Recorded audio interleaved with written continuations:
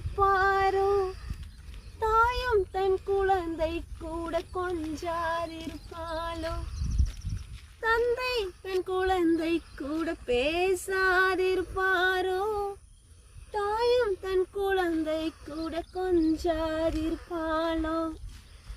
நான் உந்தன் குழந்தை அல்லவா, என்னோடு பேச மாட்டீரோ?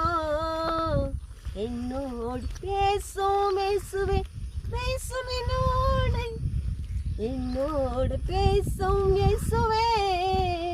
நீர் வந்து பேசாதிருந்தால் என் வாழ்க்கை துளைந்து போகுமே, என் வாழ்க்கை சிதைந்து போகுமே.